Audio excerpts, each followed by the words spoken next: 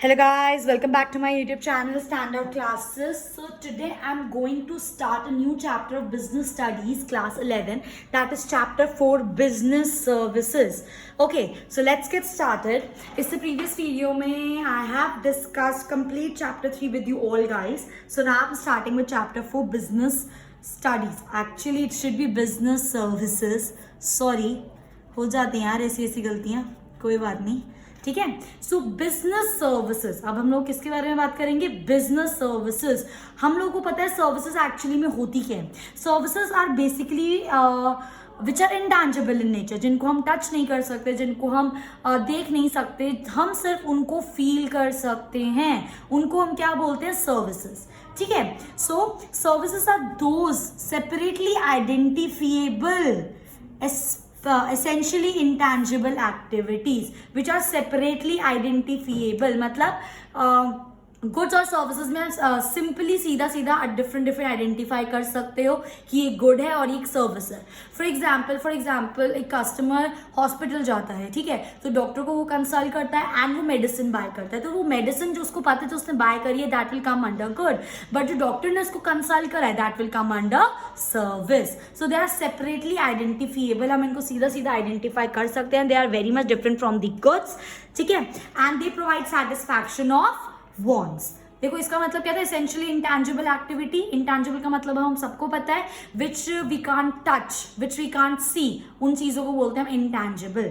ठीक है. They provide satisfaction of wants. Obviously बात है, अगर किसी पेशेंट को डॉक्टर के पास जाना है, डॉक्टर उसको कंसल्ट करेगा, तो एक तरह से डॉक्टर क्या प्रोवाइड कर रहा है? अपनी सर्विस प्रोवाइड कर रहा है ना, और which is leading to the satisfaction of that particular patient. Clear. And not necessary link to the sale of the product. Services आपकी जरूरी नहीं है कि सेल ऑफ द प्रोडक्ट से लिंक्ड हो.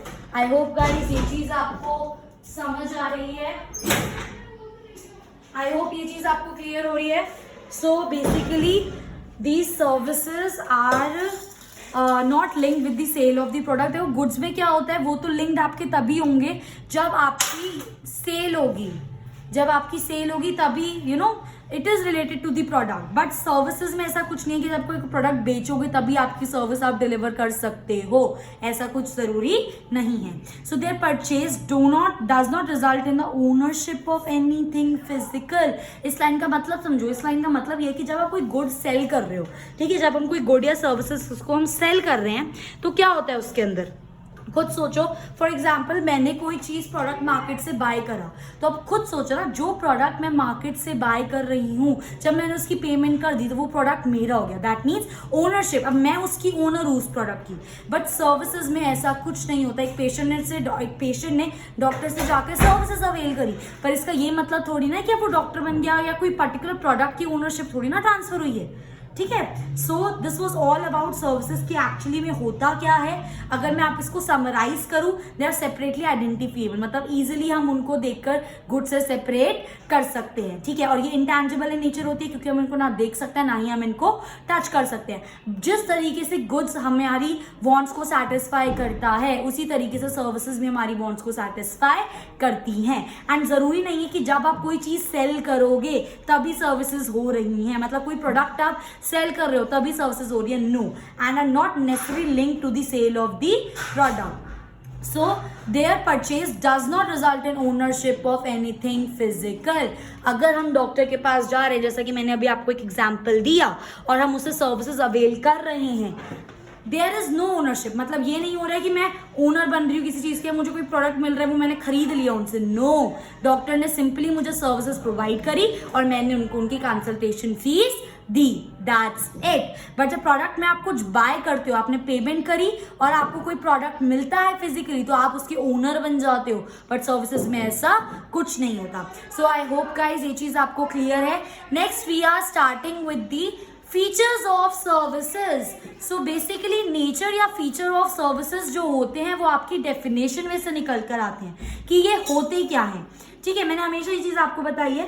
तो 3 करके हम इन लोग को डिस्कस करते हैं। We have in totality 5 features which we have to discuss. So first is are intangible. देखो सबसे पहली चीज, services are intangible in nature.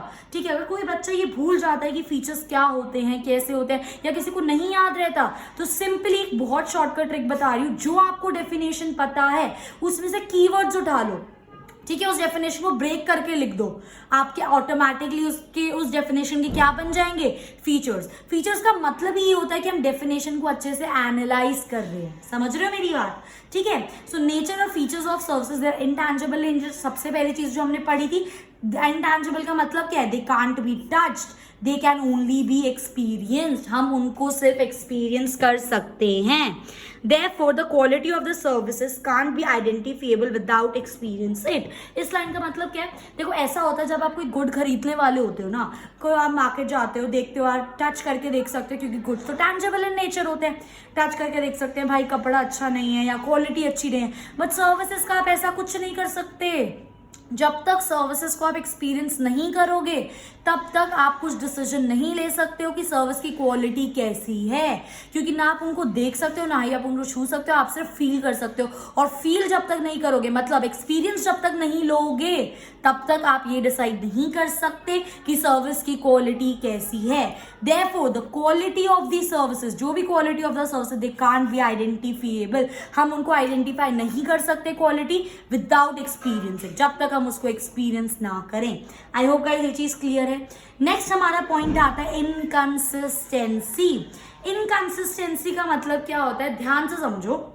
ठीक है, अब फॉर एग्जाम्पल हम किसी पर्टिकुलर प्रोडक्ट की बात करते हैं। Let's talk about shirts.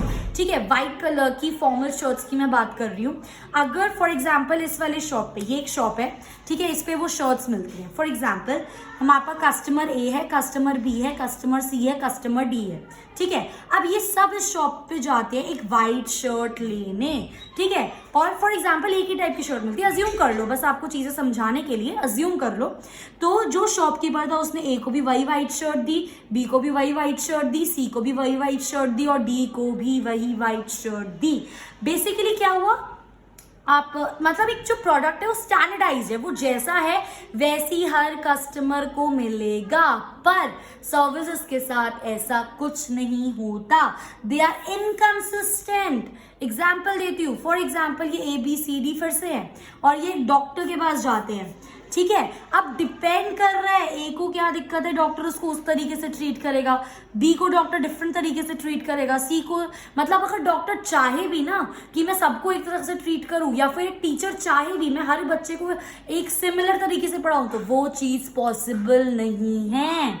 समझ रहे मैं क्या बोल रही हूँ? इसलिए यहाँ पे लिखा है there is no standard tangible product. कोई फिक्स स्टैंडर्डाइज प्रोडक्ट नहीं है कि ए आया उसको भी वही शर्ट दे दी, बी आया उसको भी, क्योंकि इसके अंदर कोई फिजिकल प्रोडक्ट नहीं है आपका स्टैंडर्डाइज। समझ रहे हो? ठीक है, as a result they are produce exclusively. जो भी सर्विसेज प्रोड्यूस होती हैं, चाहे वो टीचर हो, फिर चाहे वो डॉक्टर हो, फिर चाहे वो लॉयर हो, वो ऑन द स्पॉट प्रोड्यूस होती हैं। और हमेशा एक लॉयर सेम सर्विसेज 2 कस्टमर्स को नहीं प्रोवाइड कर सकता, कहीं ना कहीं डिफरेंस रह जाता है। एक डॉक्टर सेम तरीके से अपने सारे पेशेंट से डील नहीं कर सकता। ठीक है, तो सर्विसेज प्रोवाइड होती है on the basis of the situation, कोई स्टैंडर्ड चीज नहीं है। ऑन द स्पॉट जिस तरीके से जैसी सिचुएशन है वैसी सर्विसेज डिलीवर होती हैं। That's why they are inconsistent in nature. I hope guys ये चीज आपको क्लियर है। So different customers have different demand and expectations. एक और मैं आपको एग्जांपल देती हूँ। फॉर एग्जांपल हम एक मॉल में गए, ठीक है, अब उस मॉल में जाते हैं हम लोग मोबाइल फोन्स खरीदने, और वहाँ पे सेल्स एग्जीक्यूटिव्स तो होते ही हैं सेल करने के लिए। अब क्या होता है, वो जो आपके सेल्स एग्जीक्यूटिव, फॉर एग्जाम्पल 2 जने मॉल में गए, A एंड B, ठीक है, 2 जने मॉल में गए A एंड B, ठीक है। अब A को भी आईफोन चाहिए और B को भी आईफोन चाहिए, फॉर एग्जाम्पल, इट्स ओके, ठीक है, इन दोनों को फोन चाहिए। अच्छा एक काम करते हैं, बेटर बनाते हैं अपना एग्जाम्पल। A भी फोन लेने गया, B भी फोन लेने गया। A को तो पर्टिकुलरली आईफोन ही चाहिए था और B का बहुत ज़्यादा न्यूट्रल था वो, कि जो उसको पसंद आएगा वो ले लेगा, ठीक है। अब क्या होता है, सबसे पहले A जाता है, ठीक है, तो वहाँ का जो सेल्स एग्जीक्यूटिव होता है, मतलब जो सर्विसेज प्रोवाइड कर रहा है, लोगों को फोन दिखा रहा है, उनको बता रहा है कि कैसा फोन है, क्या है, ठीक है। ए ने जाके बोला कि मुझे आपका यहाँ पे लेटेस्ट आईफोन चाहिए जो अभी आपका लॉन्च हुआ है, दैट इज 11, ठीक है।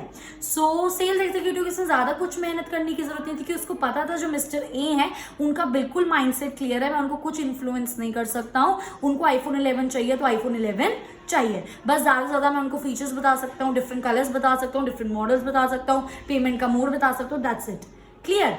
अब क्या हुआ, बी जाता है, ठीक है, और सेम एग्जीक्यूटिव बी जाके बोलता है कि प्लीज आप मुझे एक अच्छा सा फोन दिखाओ, ठीक है। अब ए को जो सेल एग्जीक्यूटिव था उसको ये पता था कि बी के माइंड में कुछ ऐसा नहीं था कि उसे पर्टिकुलरली ये फोन खरीदना है, तो बिल्कुल वो जो सेल एग्जीक्यूटिव था उसको स्टार्ट कर दिया आईफोन की तारीफ करना, एंड्रॉइड में OnePlus की वो करना, मतलब बताना कि कैसा फोन है क्या है, और वो चाहता था कि बी भी आईफोन ले, बिकॉज आईफोन आर एक्सपेंसिव, और वो चाहता था कि अगर बी महंगा फोन लेगा तो अल्टीमेटली प्रॉफिट उनका ही होगा, ठीक है। तो उसने एक ऐसी अच्छी पिक्चर आईफोन की क्रिएट कर दी बी के सामने कि बी वाज लाइक कि हाँ भाई आईफोन ही सबसे बेस्ट फोन है, मैं इसका लेटेस्ट फोन ही लूंगा।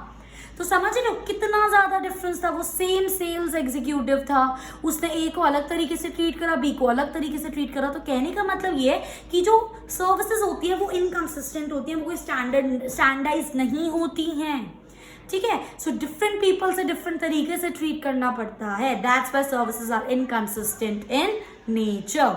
आई होप गाइज ये चीज आपको क्लियर है। नेक्स्ट आता है आपका इनसेपरेबिलिटी।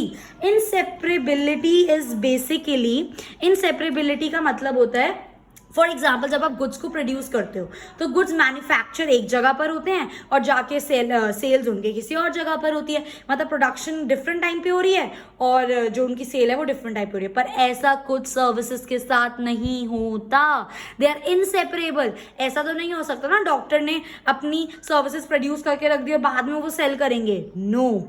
जिस टाइम आपकी सर्विसेज प्रोड्यूस होती हैं उसी टाइम उनकी सेलिंग होती है, that's why there it is inseparability, that production and consumption are done together। दोनों चीजें एक साथ, जहां पे प्रोड्यूस हो रही है वहीं पे वो at the same time consume हो रही हैं। आप सर्विसेज को पहले प्रोड्यूस करके नहीं रख सकते हो। Production and consumption of services are inseparable. Production और कंजम्पशन एक ही टाइम पर होगा, ये नहीं प्रोडक्शन पहले कंजम्पशन बाद में, ऐसा पॉसिबल नहीं। खुद सोचो, पॉसिबल है? नहीं है। सो आई होप गाइस ये चीज आपको क्लियर है। नेक्स्ट फीचर आता है इसका इन्वेंट्री। इन्वेंट्री का मतलब होता है स्टूडेंट स्टॉक, ठीक है। As services has no tangible component, अभी मैंने पढ़ाया they are intangible in nature, they can't be stored. Obviously बात है, गुड्स टैंजिबल होते हैं, देख सकते हैं, छू सकते हैं, तो एक जगह उनको स्टोर करके भी रख सकते हैं, बट सर्विसेज इंटैंजिबल है, ना देख सकते हैं ना छू सकते हैं, तो क्या स्टोर करके रखोगे? दैट्स व्हाई गुड्स को हम इन्वेंट्री मतलब स्टॉक कर फ्यूचर यूज के लिए नहीं रख सकते। This means that demand and supply need to be managed as this the service has to be performed as and when customer ask for it। मतलब जब आपकी सर्विसेज की डिमांड हो तभी उसकी ऑन द स्पॉट सप्लाई होनी चाहिए, और वो भी डिपेंड करता है कि किस तरीके का कस्टमर आपके पास आ रहा है और वो क्या चाहता है, उसी तरह की सर्विसेज आप उसको प्रोवाइड करोगे। आप अपनी सर्विसेज को फ्यूचर यूज के लिए स्टॉक नहीं कर सकते हो। तो डिमांड और सप्लाई को इस तरीके से मैनेज करो कि कस्टमर आया, जो उसने बोला वैसी सर्विसेज हम उसको प्रोवाइड कर सके। सिंपल। नेक्स्ट आता है आपका involvement, participation of the customer in the service delivery process. खुद सोचो, एक बात सोचो, जो गुड्स होते हैं, गुड्स तो प्रोड्यूस हो गए, बाद में सेल हो गए, बस हमको क्या करना होता है, हमने ऑर्डर कर दिया प्लेस, ऑनलाइन कर रहे हो या फिर वहां पे भी जाके ले रहे हो, बस ऑर्डर प्लेस कर दिया, काम खत्म, ठीक है। बट सर्विसेज में कस्टमर का पूरा इन्वॉल्वमेंट होना चाहिए। जैसे कि मैंने अभी आपको एग्जांपल दिया था मिस्टर बी और एक सेल्स एग्जीक्यूटिव का, अगर मिस्टर बी इंटरेस्टेड नहीं है उसकी बातें सुनने में या उसे सर्विसेज अवेल करने में, तो वो पूरा प्रोसेस बाइंग और सेलिंग ऑफ सर्विसेज कंप्लीट नहीं हो पाएगा। So there is equal participation of the seller and buyer, दोनों का, in a process of services. I hope guys ये चीज आपको क्लियर है। So customers can get it modified according to their specific requirement. जिस तरह की कस्टमर को सर्विस चाहिए वो उस तरीके से सर्विस प्रोवाइडर से डिमांड कर सकता है, ताकि उसको एज पर उसकी रिक्वायरमेंट सर्विसेज प्रोवाइड हो और उसको मैक्सिमम सेटिस्फैक्शन मिले। आई होप गाइज ये चीज आपको क्लियर है, ठीक है। नेक्स्ट आता है हमारा difference between goods and services. ये मैंने through out the starting of the chapter से आपके साथ डिस्कस करा है, एक बार रीड कर लेते हैं। सर्विसेज इज अ प्रोसेस, है ना, it is a process, and goods are physical objects. बिल्कुल सही बात है, क्लियर है। Heterogeneous, homogeneous. हेट्रोजीनियस का मतलब होता है डिफरेंट, होमोजीनियस का मतलब होता है सेम। जो सर्विसेज होती है वो डिफरेंट, डिपेंड करती है कैसा बंदा आ रहा है, कैसा कंज्यूमर है। तो it depends from people to people, because different people have different mindsets and different expectations.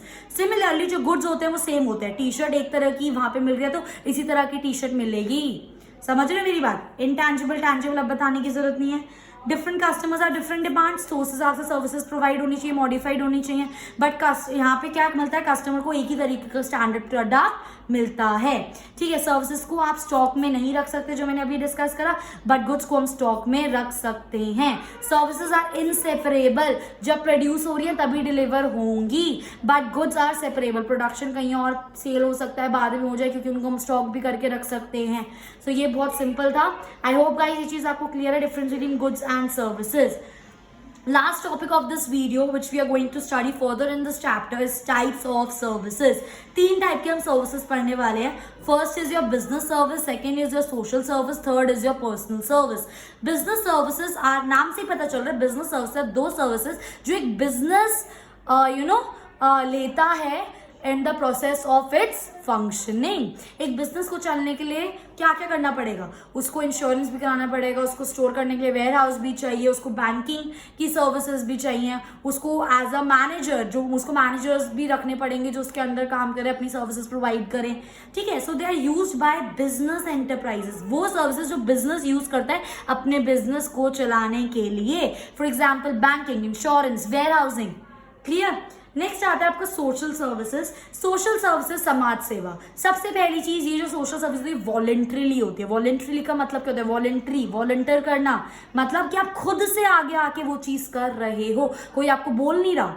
ठीक है, so they are provided, voluntarily करा जाता है ताकि लोग अपने सोशल गोल्स को फुलफिल कर सके। They may improve the standard of living. Basically समाज सेवा हम क्यों करते हैं? ताकि जो लोग प्रिविलेज नहीं है, जिनके पास सारे बेनिफिट्स नहीं है एक अच्छी लाइफ जीने के लिए, उनको थोड़ी मदद मिल सके। और अगर आप सोशल सर्विस प्रोवाइड कर रहे हो, एक तरीके से जो वीकर सेक्शन या backward section of the society, आप उनकी लाइफ को बेटर बना रहे हो। आई होप गाइज ये चीज आपको क्लियर है। लास्ट टाइप आता है personal service. They are experience differently by the different person. Obviously बात है, डिफरेंट पर्सन है, जैसे जैसे उनको सर्विसेज मिलेंगी वैसे वैसे उनका ओपिनियन होता रहता है ना, कि ये सर्विस हो सकता है सेम तरह की सर्विस हम दे रहे हैं, ठीक है, बट किसी कस्टमर को वो चीज अच्छी लगी, वो सेम हो सकता है सेम सर्विस किसी कस्टमर को अच्छी नहीं लगी। ठीक है, so they experience differently, different people have different experience. ठीक है, they will depend upon the customer और सर्विस प्रोवाइडर। तो पर्सनल सर्विसेज किस पे डिपेंड करती हैं? कस्टमर पे भी जो ले रहा है और प्लस जो सर्विस प्रोवाइड कर रहा है उस पर भी। ठीक है, depends upon the customer preference and demand. जो कस्टमर चाहता है या जो वो प्रेफर कर रहा है या जो वो डिमांड कर रहा है उस टाइम पे वो चीज ही एक सर्विस प्रोवाइडर को उसको प्रोवाइड करनी चाहिए, so that customer get the maximum benefit और उसको उसकी पर्सनल सर्विसेज अच्छी लगे। So I hope guys ये चीज आपको क्लियर है। So in my next video I'll be continuing with this chapter and I hope you like my video. If you like my video please do like, share and subscribe and thanks for watching.